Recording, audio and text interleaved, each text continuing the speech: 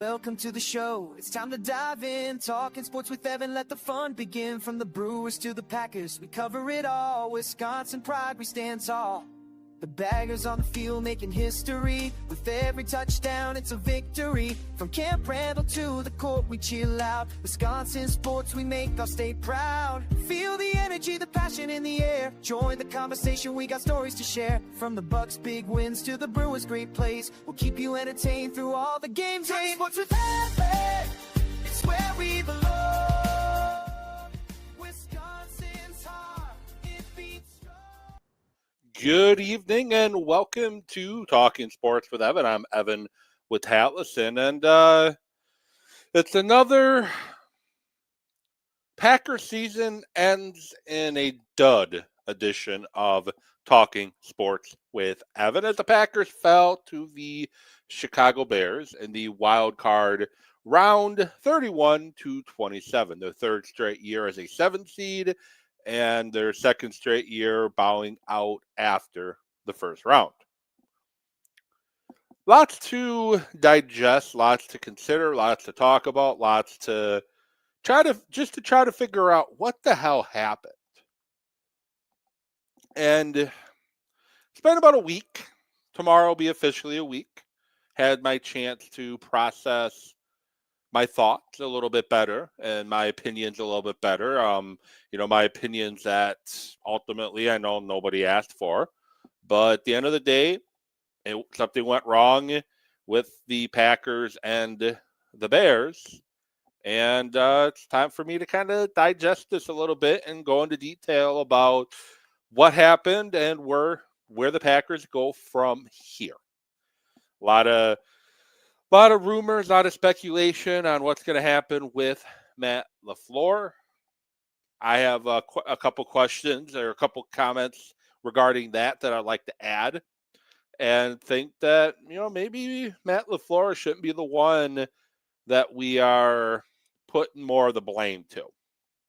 Maybe somebody else is getting a free pass. So that's going to be the main topic of conversation here tonight for Talking Sports with Evan, a Friday, January 16th, cold edition. First live show of the new year edition of Talking Sports with Evan. And that's technically two. I think I did January 1st. So my second live show of the year. But before that, as you see the shirt I'm wearing, it isn't just me randomly deciding to wear this shirt today, just out of the blue.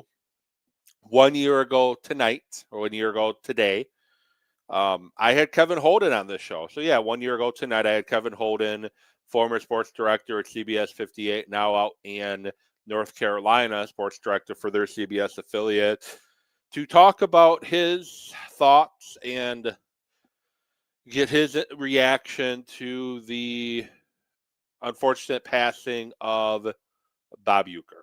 He passed away a year ago today. Late morning, the news came out. And so that's why I wear the shirt. And, I tip my cap to the Brewers Radio Network people, your Kent Sommerfeld, your Lane Grindle, your Josh Mauer, Jeff Levering, and all the people associated with it, and the people that were close with Uecker, because last year was very difficult as a Brewer fan. You had to relive his tragic passing, his passing over and over again. The first spring training game, the first home spring training game, the first regular season game, the first home regular season game, the midseason or August celebration of life. There was the celebration of life that was just for close friends and family and some players. Like, you had just constantly, then there's the first postseason without him. So you just had to constantly be reminded over and over again. And, they did a great professional, outstanding job during the course of last season. So it still stings. Bob Uecker, I spent many years, many years listening to him call Brewer games. Spent the last 2019 till 2024 was his last season doing games.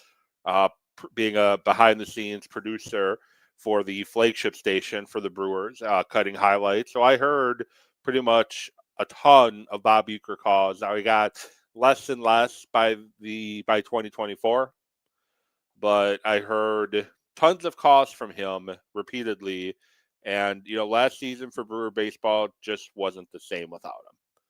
And this season, not going to be the same without him either. So my thoughts are with everyone that was close to Bob Uecker, his family, his friends, his former colleagues, his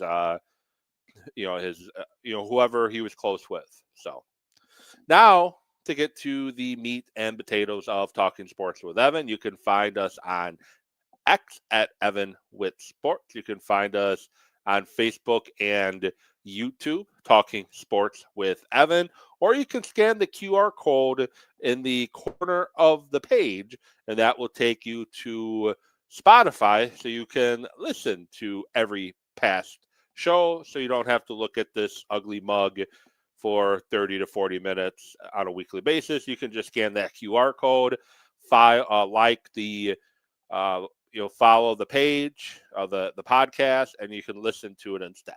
So I don't blame you if you'd rather listen to the audio. I don't like looking at myself for 30 minutes either, staring up at the camera. Sometimes I switch to a different page so I don't have to necessarily look at myself. So with that said, as I said to open the show, Packer season ends in a dud once again. And start with the Packer and Bear game. What happened in the Packer and Bear game? The Packers went into the locker room last Saturday up 21-3. Things were looking good. They end up losing 31-27, giving up 25 points in the fourth quarter. They went into the fourth quarter up 21-6. And there's a lot of things we could point to. And I know some people want to directly point to Jordan Love and say this is evidence and proof that he just is not that guy. I personally say evidence suggests otherwise. I think Jordan Love is an outstanding quarterback, and he's shown improvement once again. You look at Pro Football Focus, if that's your cup of tea. He was the 4th or 5th rated quarterback this season for their grading system. He had the number 2 ESPN's QBR. He had the number 2 QBR in the NFL this year. He was 5 or 6 or maybe 7 for the old standard quarterback rating. Jordan Love was not the reason why the Packers lost. Now, does he deserve some blame? Yes. The delay a game out of a timeout, inexcusable, and that's on him. I know we can point to Matt LaFleur, but ultimately that delay a game is on him. But the game itself, Jordan Love played well enough to win. You can look at his second half stats, and you can see his completion percentage was under 50%. And he only had 1 touchdown as opposed to 3, in the first half. And the touchdown was mostly done by Matthew Golden. Tip of a hat to Golden for getting his first touchdown of the season. But they didn't lose the game because of Jordan Love. There's a few reasons why they lost the game. Starting with special teams. Special teams continues to be a disaster for the Packers. Brandon McManus missed a 55-yard field goal going into halftime, which, fine, whatever. 55 yards in the weather that was had. That's a tough field goal to make.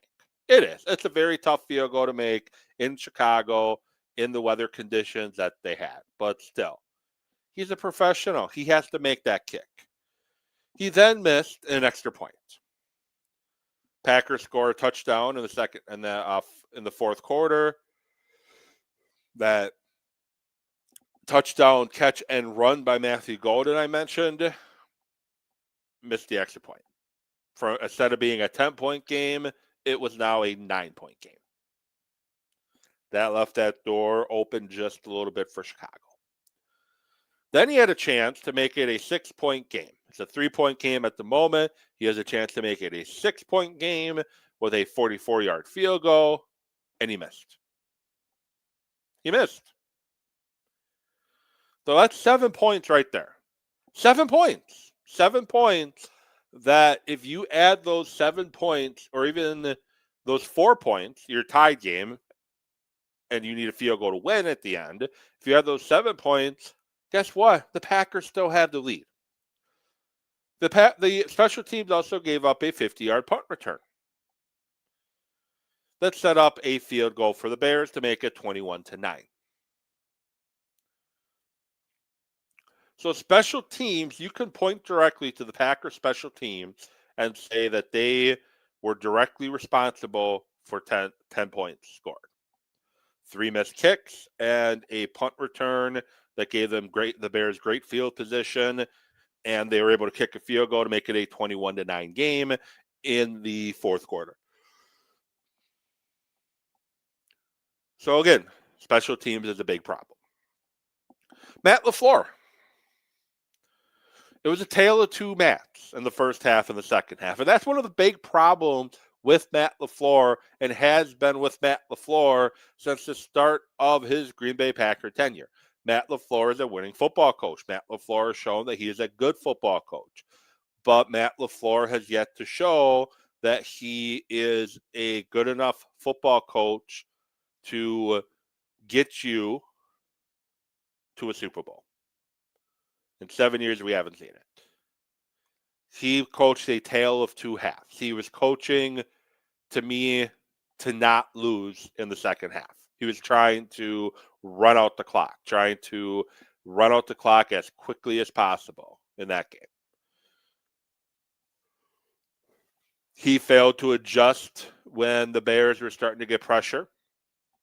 He failed to, took too late to adjust to figure out how to get the passing game going. And the Packers never could get the running game going in the second half. They just never could. That falls on Matt LaFleur. And the special teams fiasco, even though the Packers do have a special teams coach, that falls on Matt LaFleur too, because he's the one who continued to employ the current special teams coach.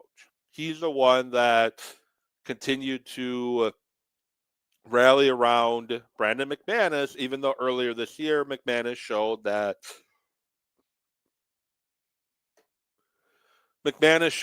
he just quite didn't have the leg anymore. He's the one that could have said, no, Rich, I appreciate it, but we can't have this. We have to move on. The Packers lost to the San Francisco 49ers in 2021 at home due to piss-poor special teams. And yes, the offense should have scored more, but piss-poor special teams ruined it for the Packers. 2023 against the 49ers again.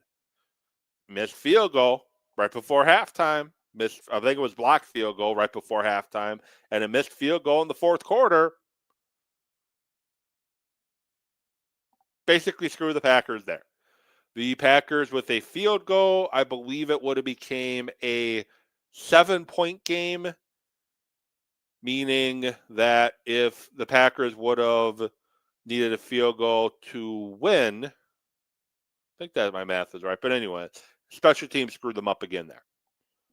Special teams has been a problem in Green Bay for a very long time, even pre-Matt LaFleur. I'll give them that, but not enough has been done to fix it. And I also put some of that on the general manager, Brian Gutekunst. Some of that falls on him too, because as a front office, they clearly don't value having specific special teams players. The first year under Biscaccia, they did value special team players.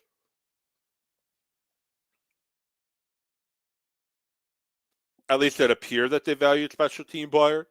The second year, not as much. And this year, seemingly not at all. The offensive line deserves blame, too.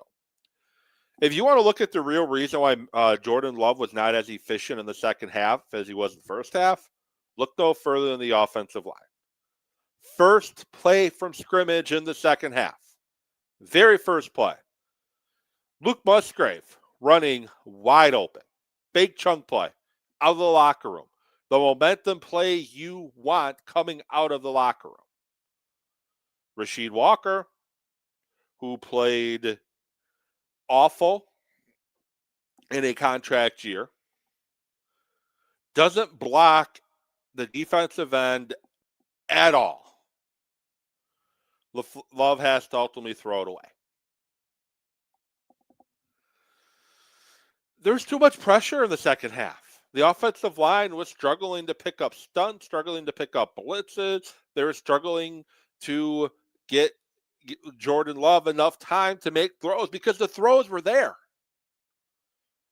The throws were there the entire game. You saw it in the first half. The throws are there.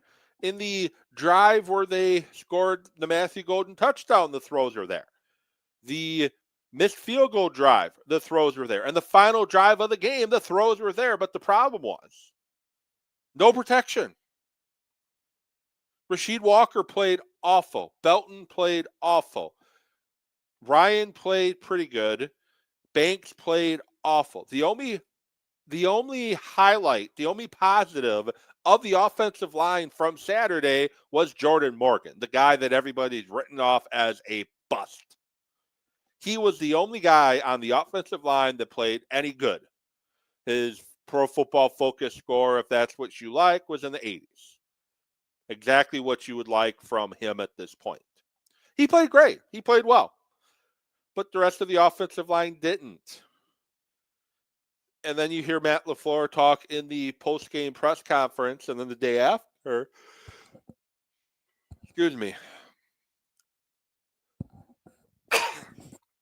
communication was a big issue he talked about. The offensive line was not communicating well. They weren't hearing the cause. They weren't checking out of things. They weren't communicating and picking guys up, and they were missing things. And unfortunately, that happens when you have an offensive line where you don't have your preferred starter at center, you don't have your preferred starter at right guard, you don't have your preferred starter at right tackle. Now, the thing I ponder, if Zach Tom was healthy, enough to play, which unfortunately he wasn't, turned out he had a partially torn patella tendon. Tip my cap to him for even thinking about playing then. But if Zach Tom was healthy enough to play, would they have made the decision with just how inefficient Rasheed Walker was and has been? Would they have made a decision to put Jordan Morgan at left tackle against the Bears in the playoffs? We'll never know now. But I guess the question is, would they have done that? I'm not trying to make it sound like that I'm acting like Jordan Love deserves no blame. Again, the delay of game out of the timeout is on him. 3rd and 2, has a chance to run for a first down, instead threw it away. Smartly throwing it away, because I know you're going to look and say, but hey, he had Matthew Golden open. Why didn't he look there? Upon further review, Matthew Golden stepped out of bounds. If he threw the ball to Matthew Golden, now it's a penalty. But anyway, he could have tucked it and ran for that first down. He had enough running room to do it. So those are the two spots that, yes, I do blame Love. But majority of the blame falls on special teams, Matt LaFleur, and the offensive line. And the defense deserves a ton of blame too. Giving up 25 points in the fourth quarter is inexcusable. And I get it. You're on the field a lot. But 25 points in one quarter against the Bears is inexcusable. And I did say before the game, I put on X at Evan with Sports, see it at the bottom of the corner, that this game was going to go one of two ways only. The Packers were going to win easily, or the Packers are going to lose in heartbreaking fashion. There's going to be no in between. The Bears were not going to win convincingly, or the Packers were not going to win in close fashion. It would be one of those two things. And we saw us Packers lose in heartbreaking fashion. It was a tough loss. Another heartbreaking defeat. Another playoff shortcoming for Matt LaFleur. And I start this next topic because now I'm saying, where do the Packers go from here? I start this next topic talking about the positives of Matt LaFleur. He got to Green Bay when it looked like Aaron Rodgers was on his way out as a quarterback. He had 2 injury-plagued subpar years. He shows up. First year with Rodgers, LaFleur, not the best, but Rodgers looked better. Then years 2 and 3, Rodgers wins MVP. Years 2 and 3, he fully bought into what Matt LaFleur is trying to run offensively, and he put up 2 incredible years in a row. 2022, kind of put that more on Goody. You got rid of Devontae, and Rodgers was basically injured all year long. So Matt LaFleur showed right there that he can take a ego of Aaron Rodgers and have success. And I know we can argue that it was all Aaron Rodgers just checking plays at the line and not actually running what Matt LaFleur wanted to run. But you listen to Aaron Rodgers speak after he got knocked out of the playoffs when the Steelers got smoked by I even forget who they're playing, the Houston Texans. You saw what he had to say. He was very complimentary of Matt LaFleur and thinks it's absolutely ridiculous that we're talking about that he should be fired. Also look at Matt LaFleur in this lens too. 2022, with the injuries to Aaron Rodgers, with the wide receiving core that was young and inexperienced, with Randall Cobb and Allen Lazard being really the only 2 receivers that, up until Christian Watson had a big stretch there, Aaron Rodgers didn't want to throw to. The Packers were the Detroit Lions away from making the playoffs. They lost to the Lions in the final week of the year. Again, it sucks, but it happened. Now, 3 years with Jordan Love, 2023 was supposed to be a rebuilding year. They make the playoffs as a 7th seed, beat the Cowboys in the first round, and had the lead in the fourth quarter against the 49ers in the second round before ultimately losing at the end. Year 2 of Jordan Love, with Jordan Love missing 2 games and parts of 2 others, maybe 3 others, they go 11-5. They go 11-5, but unfortunately, because of the Vikings and the Lions having 15 and 14 wins respectively, the Packers finished 3rd in the division, and with tiebreakers and whatnot, they finished with the 7th seed once again and got paired with the Eagles. And then this year they got 9-7-1, but at one point they were 9-3-1 going into the Denver game, and then Micah Parsons got hurt. We were talking going into that Denver game, well, some people were talking going into that Denver game, that the Packers, for the first time since week 2, look like a legit Super Bowl team. Then the interception to Christian Watson happened, where Christian Watson got hurt. Then Micah Parsons got hurt. Same play, Evan Williams got hurt, and they just fell apart against Denver. Then they fell apart against the Bears. Then they got ran over by the Titans. Then they fell apart. Then they played a throwaway game against the Vikings. Then they fell apart against the Bears once again. I hear when people say that if it wasn't for the 7th seed, the Packers would have missed the playoffs 4 years in a row. I hear you on that. But they went 11-5 last year. It's not like they were, sneaking in because, like, a 7-9 or they only snuck in because they won the division like Carolina. It's not like this year where they were 9-7-1 or the year before where they were 9-8. They won 11 games last year.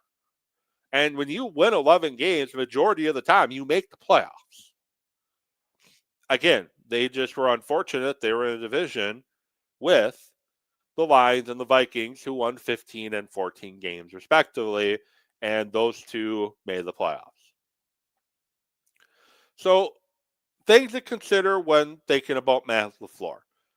He's developed Jordan Love into a very good to great quarterback.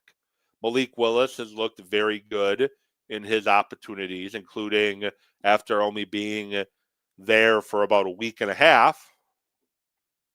Had him prepared and ready to play in a win against his former team, the Tennessee Titans, and then the following week against the Colts. Maybe it was the other way around, but either way, he had Malik Willis ready to play and looking pretty good on top of that within a week and a half after Packers traded a 7th-round pick for him. Those are things you could point to Matt LaFleur and see that he is, in fact, a good coach. However, I was going to start with the good. I think the Packers have gone as far as they are going to go with Matt LaFleur as the head coach. And I don't say this lightly. I'm not a fire the coach guy, especially when they're a winning team.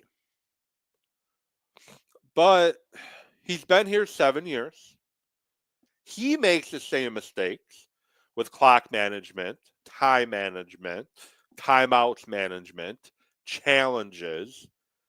The Packers tend to always look the same when they play inferior competition. The Browns this year, for example, they look ill-prepared. They look like they're just coming out there thinking that they can just roll the football out there and they're going to get a win. It happens too often under Matt LaFleur. Playoffs, the decisions get magnified.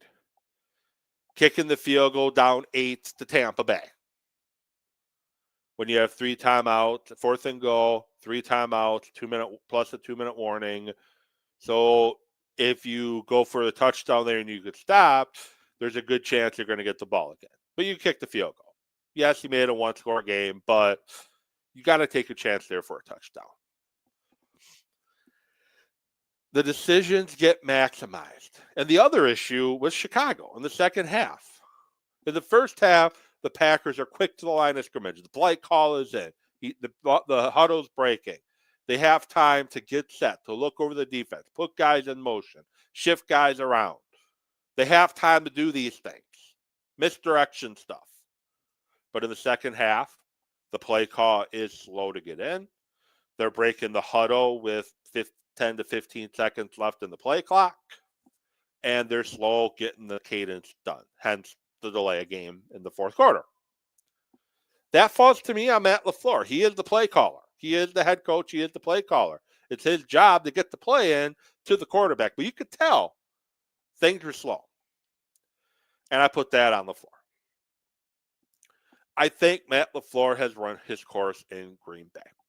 Now, unfortunately, I don't think there's really anybody available right now that I could point to and say, if you bring this guy in, you're going to go to the Super Bowl. A lot of people felt Harbaugh was that guy, but he won a Super Bowl in 2012. And yes, I know Matt LaFleur has never even sniffed the Super Bowl outside of his first 2 years. Technically second, because the first year they got destroyed in the NFC Championship game. They were a year ahead of schedule, but either way. Harbaugh has done just as much as Matt LaFleur has since his last Super Bowl win. Same success in the playoffs, and he is blowing leads, I think, 18 times, 18 fourth quarter leads, up by double digits. Kind of have the same problem with LaFleur right now, right? So I would have been fine, but Mike Tomlin would be a good choice, I feel, but unfortunately he's not available. The Steelers still own his rights, and by all looks of things, he looks like he wants to take a year off to recharge the batteries before getting back into coaching, which 18 years in one spot, I guess, he deserves it, but there's just really no coach in this coaching cycle that make me say, go get that guy. I know that Matt LaFleur was a little known candidate, except for, I know one person, Michelle, who was really high on Matt LaFleur and was saying that that's who the Packers should hire. And I think she at one point said that's who the Packers would hire. I can't remember her last name at the moment. I don't think she's on X anymore, but it starts with a B. But she was ahead of the curve on the Packers need to hire Matt LaFleur. And he's had a successful stint in Green Bay, minus not getting to a Super Bowl. But I think we have reached the time where it is time to move on. They definitely, and here's the thing too, if Matt LaFleur does return, Now, I'm going to get his contract situation in a moment. If Matt LaFleur does, in fact, return to the Packers, there's a couple of things he needs to do. One, get rid of his special teams coach. I know he has not had a lot of success hiring special teams coaches, but he needs to get rid of his special teams coach. Number two, get rid of his offensive coordinator.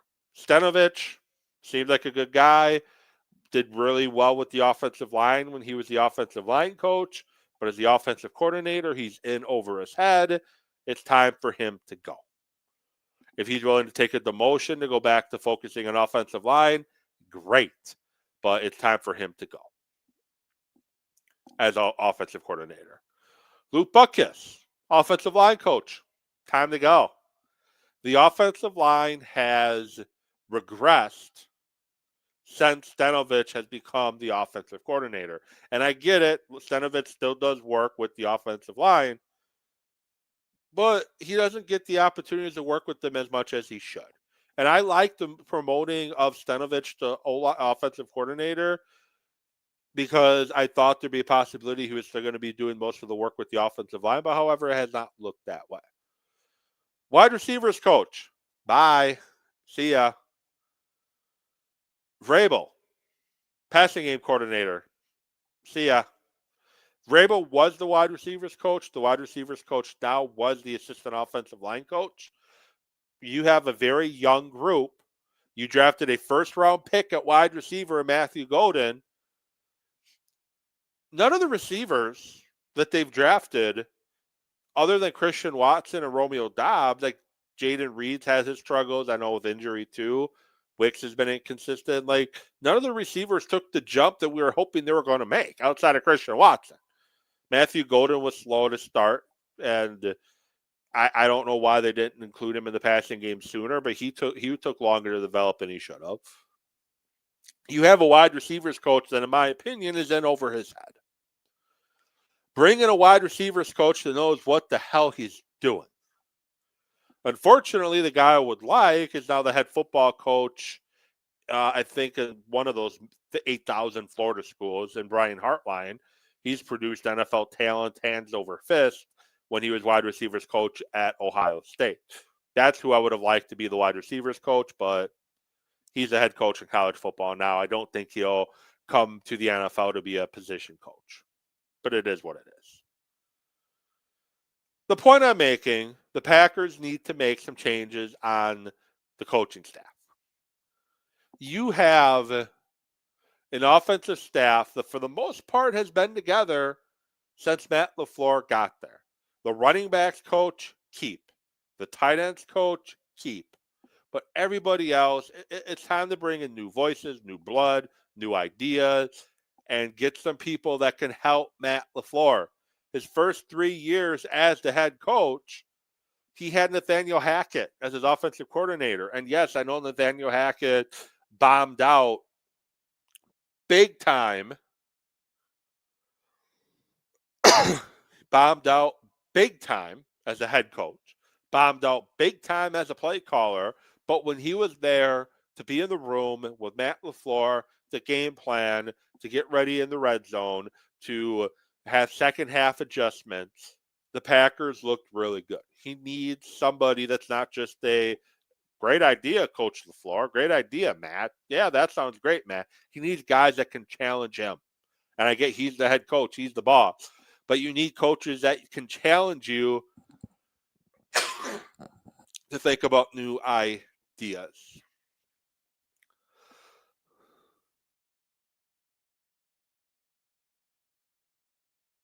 Sorry about that. Had a tickle my throat all of a sudden. But you need new offensive coaches badly if you're the Green Bay Packers. Now to Matt LaFleur and currently what is going on with Matt LaFleur. Last week, Ian Rappaport and company came out and said that the Packers were going to be working on a new extension sometime after the wild card game. Matt LaFleur said Sunday that he would be talking with Ed Policy, the team president, because, he's the one that hires and fires the coach, not the general manager. That happened when Mark Murphy was there, when he basically made it that everyone reported to him. The GM does not hire or fire the coach. The coach has no input, no say, which I'm sure LaFleur has some, but the coach doesn't have say in personnel decisions, and everybody reports to Murphy. That's what Murphy put in place. Policy still has that in place. So Monday, it came out that they were negotiating. It is now Friday. What is going on? What's the problem? What's the holdup? Well, from listening to the guys who cover the Packers daily, who are a lot smarter than I ever will be about anything, listening to them, it's sounding like it is more or less to do with he wants more years. The Packers want less years, more money. He wants more years. He wants some job security. He wants some insurances that they're not just going to quickly fire him if things go south this year. Because if they only give him a 2-year extension or a 1-year extension, it's pretty easy to get out of that contract as opposed to a 4 or 5 year extension. So I think that's pretty much what's going on. That's kind of what they're talking through and going through right now. I still think Matt LaFleur is the head football coach of the Green Bay Packers. Now the question is, when does he sign his extension? And I'm going to guess that probably within 10 minutes I get off the air, he's going to sign his extension, and everything I'm talking about right now is done and is dated and doesn't make any sense anymore. But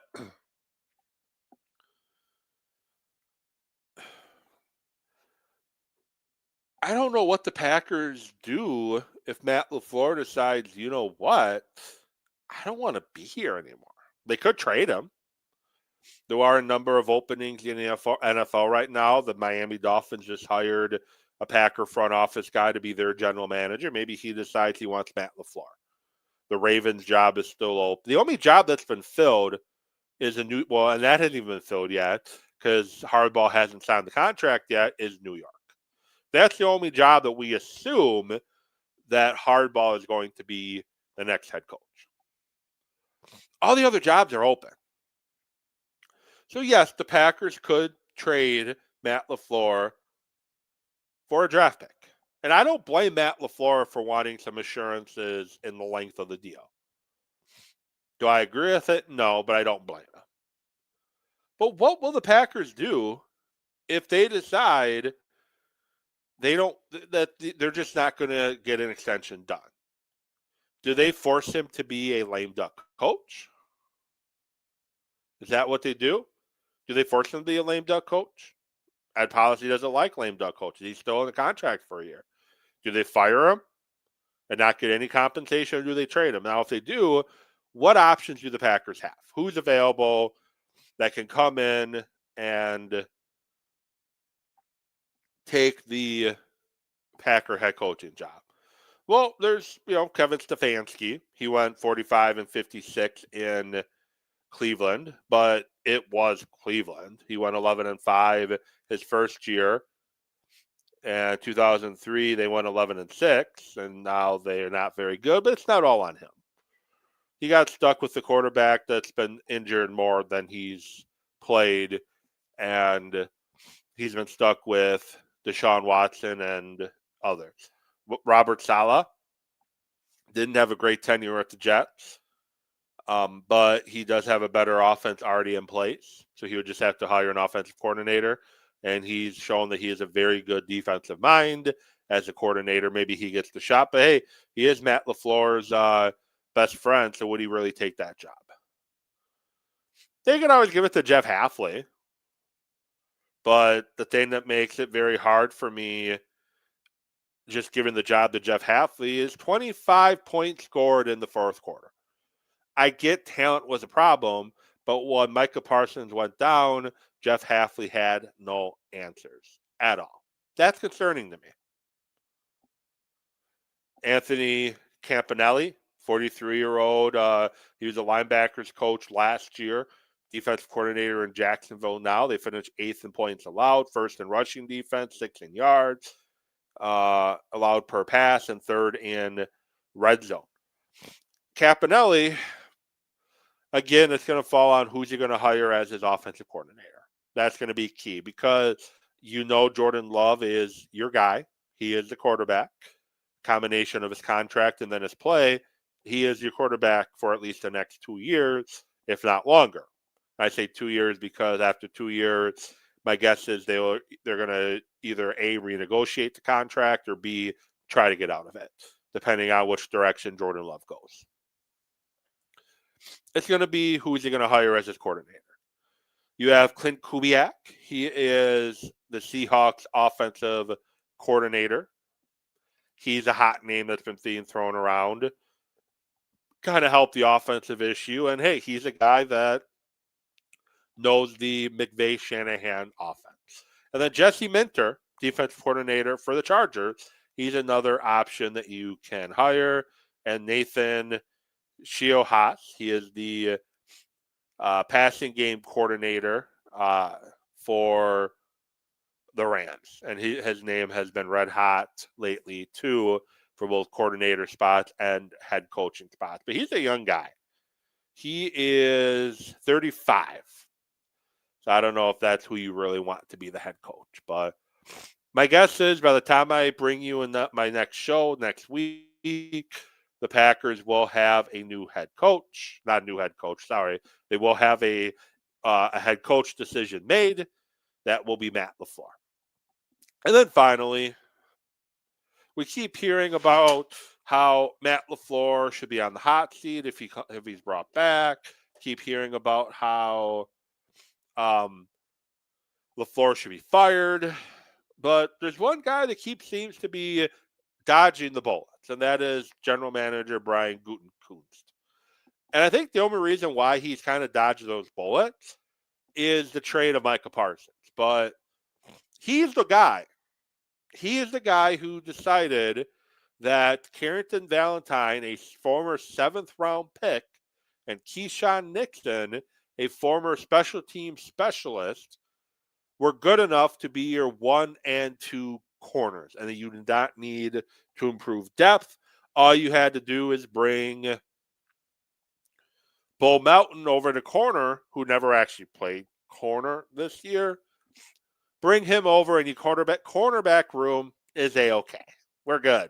We brought in Nate Hobbs, who had about as many injuries as Jair Alexander, but just not as good. We're good. That was Goody. He was a guy in 2023 that decided the safety position was fine. So then he gets Xavier McKinney, Evan Williams, and Bullard the next year to correct the position. So I'm curious to see what Goody does in the corner room this year. He's a guy who his draft picks typically don't reach second contracts too much. And I get the draft is a crapshoot. I get it. I understand. You can draft guys, but it becomes a crapshoot. But Goody has a type on who he likes to draft. He clearly has a type. He likes athletic guys, and he wants his coaching staff to now mold that guy into a competent NFL starter, and that takes time. Lucas Van Ness had a good finish to his season. I know injuries played a big role, but he's been slow to progress. Jordan Morgan, he's taken time to develop. In the first round, he takes too many swings at guys that need to develop. And I get draft and develop is the Packers strategy. But if that's the case, this goes back to LaFleur. Let's have a coaching staff that knows how to develop talent instead of trying to develop your coaching staff who has very little experience in the NFL, but I digress. Draft and develop is fine, but you got to draft football players too. Like, draft more Tucker Crafts. He's a football player. He wants to. He's going to fight you. Draft more football. Look more into the football aspect of things rather than the athletic score, the relative athletic score. Goody should not be left off the hook too. I get LaFleur is the one that's easy to have this conversation with, but Goody's going into the last year of his contract too. He needs to renegotiate a new contract too. And all of this pounding the chest on the good or the bad of Matt LaFleur, we should be having the same conversation about the Green Bay Packers general manager. He should be on the hot seat too. But just because he traded for Micah Parsons, he gets a free pass. But with that said, thank you for tuning in to this week's edition of Talking Sports with Evan. I appreciate each and every one of you. Follow me on X at Evan with Sports, Facebook and YouTube, Talking Sports with Evan, or scan the QR code in the top of the corner, the little duck in the middle. StreamYard's logo is a duck. Scan that QR code, and it's going to take you directly to my Spotify page, and you can like my Spotify page and listen to every show and every past show at that too. So with that said, thank you so much, and I will likely bring you a show on Monday, hopefully having some Matt LaFleur news to talk about, but getting you ready for the conference championships in the NFL. Have a good rest of your night, everybody, and have a safe weekend.